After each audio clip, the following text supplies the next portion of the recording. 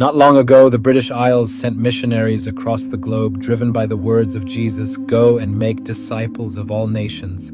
Churches echoed with hymns of mission, and figures like Hudson Taylor and David Livingstone were national heroes. The nation's identity was intertwined with spreading the gospel, a public declaration, not a private belief. Monuments and cathedrals still stand as reminders of this era. But times have changed. The spiritual climate has cooled. The public square is now contested ground. The once bold echoes of faith are fading, replaced by new laws and a growing silence.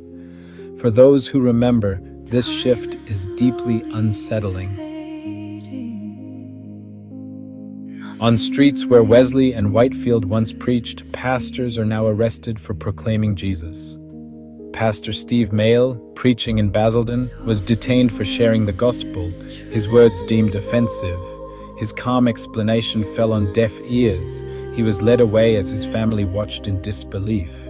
Yet even in handcuffs, he spoke of Jesus' love. This isn't an isolated case.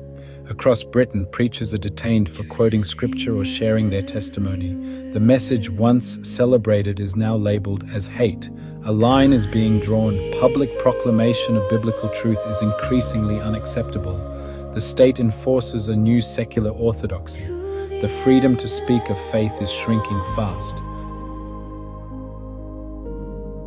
The Bible warned of days like these. Jesus said, "You will be hated by all nations because of me."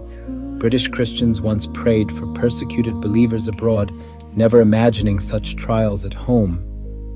Now, like the apostles in Acts, believers must choose remain silent or speak boldly despite the cost.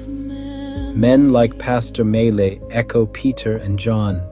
We cannot help speaking about what we have seen and heard. The world's values have shifted. What was once good news is now called harmful. This is the cost of discipleship Jesus spoke of.